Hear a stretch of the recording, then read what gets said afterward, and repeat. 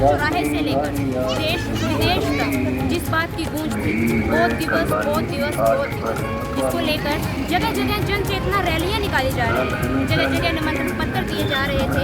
आज वो दिन आ चुका है। संत गरीबदास जी का बहुत दिवस जो है हरियाणा राज्य के जिला कुरुक्षेत्र के सतलोक आश्रम कुरुक्षेत्र में मनाया जा रहा है। मेरे पीछे आप जैसे देख सकते हैं सतलोक आश्रम कुरुक्षेत्र का मेन गेट एक तरफ आप देख सकते हैं 2 पहिया वाहन जो है यहाँ पर पार्किंग किए गए हैं। पार्किंग की व्यवस्था आप देख सकते हैं कितनी अच्छी तरीके से पार्किंग की व्यवस्था की गई है। एक तरफ 2 पहिया वाहन खड़े करे गए हैं तो दूसरी तरफ 4 पहिया वाहन खड़े करने की व्यवस्था की गई है और पार्किंग में पार्किंग सेवादार मौजूद है। आइए हम आपको अंदर लेकर चलते हैं और दिखाते हैं कि बौद्ध दिवस को लेकर क्या यहाँ पर क्या कुछ तैयारियां की गई हैं।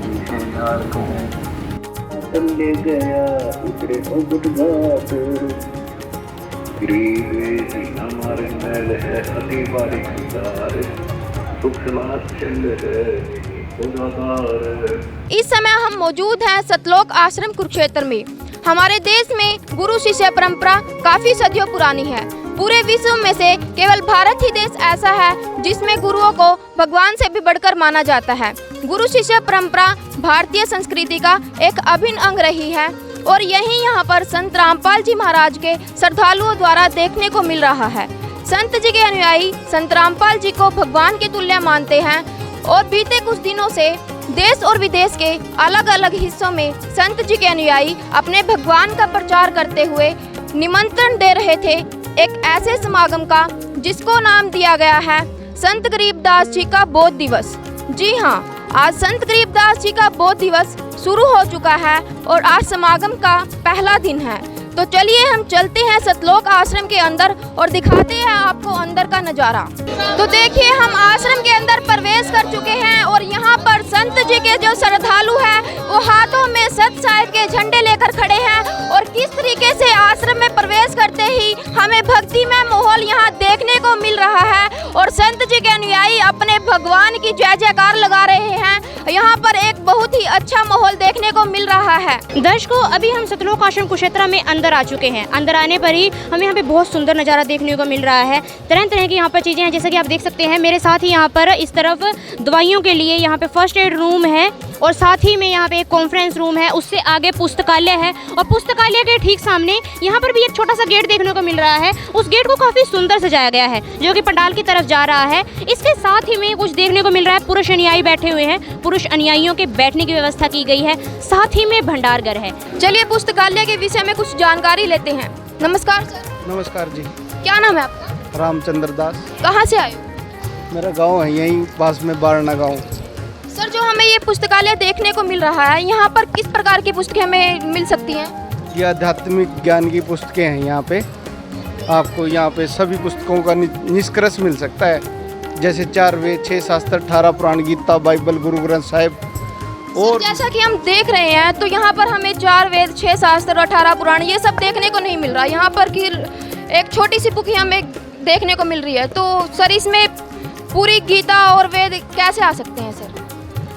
देखो जी, ये पुस्तक है गीता तेरा ज्ञान अमृत।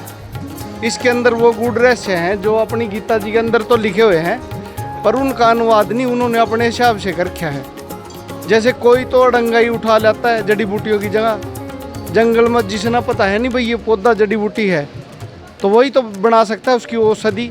तो ऐसे संत रामपाल जी महाराज ने इतनी सी बुक के अंदर अपने 4 वेद, 6 शास्त्र, 18 पुराण, गीता, बाइबल, गुरु ग्रंथ साहिब, इन सभी का निष्कर्ष इसके अंदर है। वो निचोड़ है कि अपना मनुष्य जन्म जो मिला है ये किस लिए मिला है, और मिला भी है तो भक्ति करेंगे तो कहाँ जाएंगे, उसके बारे में अपनी गीता जी बताती है।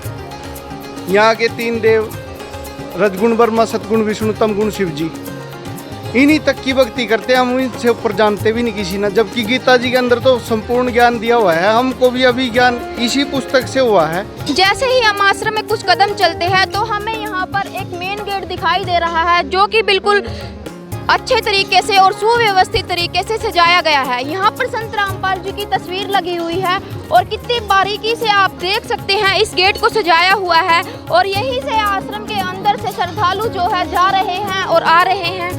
दर्शकों, आप देख सकते हैं किस प्रकार से यहाँ पर भंडारा चल रहा है और कैसे संत रामपाल जी के अनुयायी व्यंजनों के साथ साथ राम शब्द का उपयोग कर रहे हैं। आखिर ये राम शब्द का उपयोग क्यों कर रहे हैं, आइए हम इन्हीं के कुछ शिष्यों से जानते हैं।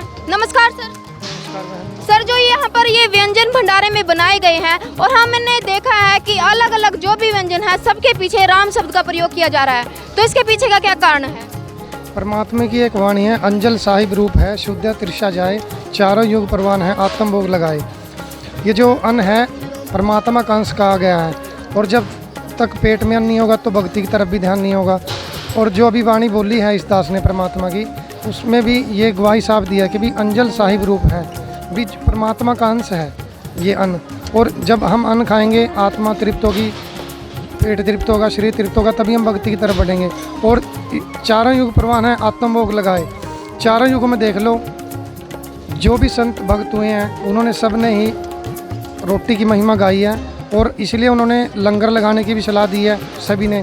इसलिए अन्न को साहिब का रूप कहा गया है, और इसलिए पूर्ण संत रामपाल जी महाराज जी के भक्त हर अन्न के पीछे राम लगाते हैं, चाहे वो चावल राम हो, दाल राम हो, सब्जी राम हो, खीरा राम हो, मतलब सब जो भी व्यंजन बनाए जाते हैं उनके पीछे राम शब्द लगाया जाता है। आप देख सकते हैं अभी हम भंडार घर में प्रवेश कर चुके हैं और यहाँ पर शांतिपूर्वक तरीके से भंडारा चल रहा है। और यहाँ पर हमें जब हम आम समाज में जाते हैं तो हमें वहाँ पर डिस्पोजल या प्लास्टिक के बर्तन देखने को मिलते हैं, लेकिन यहाँ पर हमें स्टील के बर्तन ही नज़र आ रहे हैं। कोई भी किसी भी प्रकार का प्लास्टिक या डिस्पोजल हमें देखने को नहीं मिल रहा। यहाँ पर वातावरण प्रदूषण की तरफ भी काफ़ी ध्यान दिया जा रहा है हमारे वातावरण में, ताकि प्रदूषण ना फैले, इसका भी यहाँ पर बिल्कुल अच्छे तरीके से ध्यान दिया जा रहा है। बिल्कुल कितने स्वस्थ और कितने साफ सफाई से यहाँ पर बर्तनों को भंडारे के लिए दिया जा रहा है। आप देख सकते हैं किस प्रकार से सेवादार अपनी सेवा में तत्पर हैं। अभी हम उस स्थान पर आ चुके हैं जहां पर महिला अनुयायी पाठ पढ़ रही हैं। मेरे पीछे जैसा कि आप देख सकते हैं यहाँ पर एक महिला अनुयायी पाठ पढ़ रही हैं, और साथ ही में चंवर सेवा की जो है बहुत लंबी कतार लगाई गई है। महिला अनुयायी यहाँ पर एक के बाद एक यहाँ पर चंवर सेवा कर रही हैं, और साथ ही में एक सेवादार बैठी हुई हैं जो कि यहाँ पर पाठी सेवादार के साथ बैठी हुई हैं एज अ हेल्पर। और साथ ही में एक अखंड ज्योत जो है यहाँ पर जगाई गई है। बहुत ही सुंदर जो है यहाँ पर पाठ स्थल को बहुत सुंदर सजाया गया है, तरह तरह के फूलों से यहाँ पर सजाया गया है, बहुत अच्छी एक कलर की थीम रखी गई है। और साथ ही में यहाँ पर हमारे साथ एक महिला सेवादार मौजूद हैं जो कि पाठ की सेवा को देखती हैं। आइए हम उनसे बातचीत करते हैं और पाठ के बारे में और जानकारी लेते हैं। नमस्कार मैम, क्या नाम है आपका? मेरा नाम मोनिका है। कहाँ से हैं आप? मैं कुरुक्षेत्र से ही हूँ। मैम, यहाँ पे जो पाठ चल रहा है ये किस उपलक्ष्य में पाठ है? ये संत गरीबदास जी महाराज जी के बौद्ध दिवस के उपलक्ष्य में चल रहे हैं। बौद्ध दिवस क्या है, थोड़ा विस्तार से बताइए हमें। ये जो बौद्ध दिवस वो स्पेशल दिन होता है जिस दिन हमें गुरु दीक्षा मिलती है। गुरु जी मतलब आके और हमें दीक्षा देते हैं, वो उसको बौद्ध दिवस कहते हैं। और ये संत गरीबदास जी महाराज जो हैं वो जब सन 1727 ईस्वी में जब वो 10 वर्ष की उम्र में थे, उस समय उन्हें सतलोक से आके कबीर परमात्मा जी ने शरीर आकर उन्हें ज्ञान दिया था, दीक्षा दी थी। उस उपलक्ष्य में ये बौद्ध दिवस मनाया जाता है। और जैसे कि जो मनुष्य जीवन है वो हमें भक्ति करने के लिए मिला हुआ है, इसलिए मतलब वेदों और शास्त्रों में भी लिखा हुआ है कि हमें गुरु अवश्य बनाना चाहिए और नाम दीक्षा लेनी चाहिए।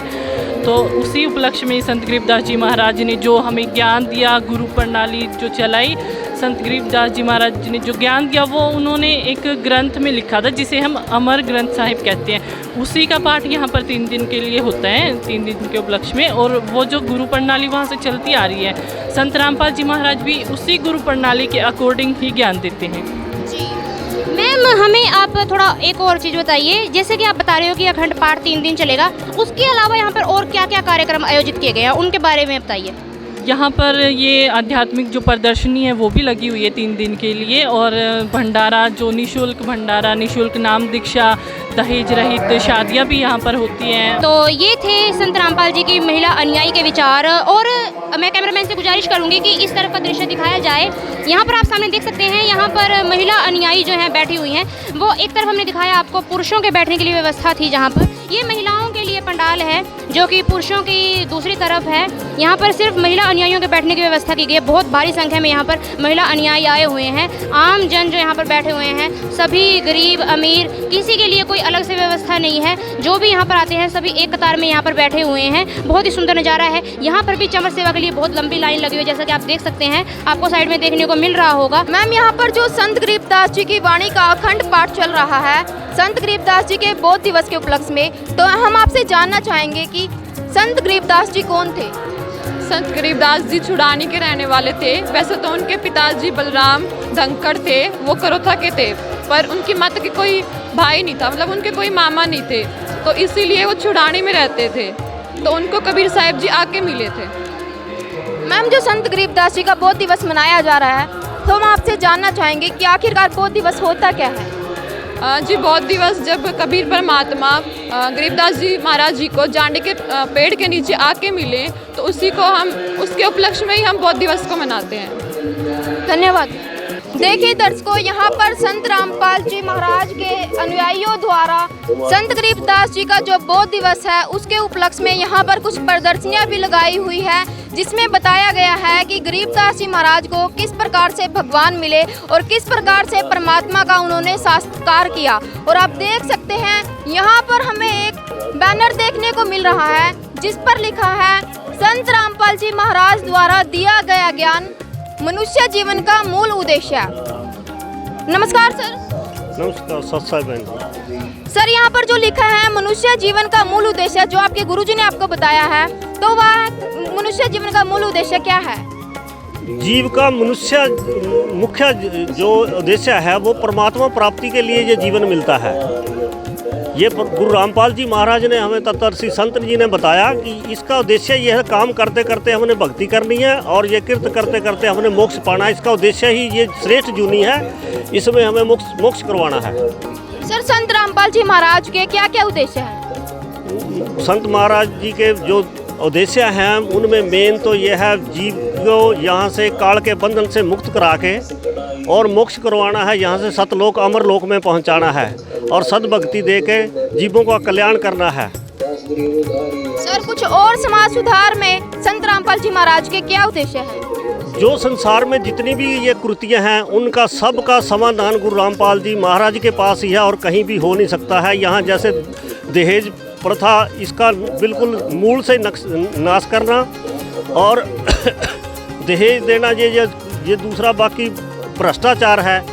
और जिस तरह के कोई भी जो कृति है जो समाज में फैली हुई है उसको ख़त्म करना गुरुजी का उद्देश्य है। ब्लड दान करना है, जैसे लोगों का भला करना है, कोई भी ऐसे काम जो भंडारे लगाते हैं, ये सारे काम गुरुजी अपना दिखाते हैं जो हमें मोक्षदायक हैं सारे। सर, जो हमारा भारतवर्ष है वो संतों की भूमि है और हमारे भारत में संतों की कमी नहीं है, लेकिन संत रामपाल जी महाराज एक अलग से अपनी पहचान बना रहे हैं, तो इसके पीछे का कारण क्या है? क्या वो कुछ अलग से ज्ञान देते हैं? ये गुरु रामपाल जी महाराज जो ज्ञान देते हैं ये ज्ञान पृथ्वी पर किसी के पास भी नहीं है। ये ज्ञान सदग्रंथों के आधारित है और इसमें जो सदग्रंथों में हमारे सही विधि लिखी है, हमें यहाँ गलत ज्ञान दिया गया। आज तक हमारे शास्त्रों के विपरीत ज्ञान हमें दिया जा रहा था। गुरु रामपाल जी महाराज ने ये ज्ञान हमें सीधा करके अपने सदग्रंथों के आधारित पे हमें ज्ञान दिया और हमें बताया कि परमात्मा घोर पाप का नाश भी कर देता है।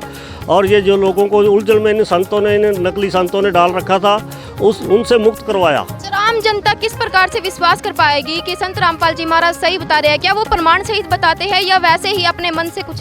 हम गुरुजी अपने पास से कुछ नहीं बता रहे। हमारे जिन ग्रंथों को हम बिल्कुल अनिवार्य मान रहे थे, जिनको सदग्रंथों को हम ऑथेंटिक मांग रहे थे, उन्हीं सदग्रंथों को खोल के दिखा रहे हैं। उनमें सब कुछ लिखा हुआ था जो हमें ये नकली धर्मगुरुओं ने उसका उल्टा ज्ञान दे रखा था, उसको सीधा करके बता रहे हैं। उसी से हमें लाभ हो रहे हैं और दुनिया सुखी हो रही है और हमें मोक्ष होगा, हमारा ग्रांटेड होगा। धन्यवाद। सत्सई।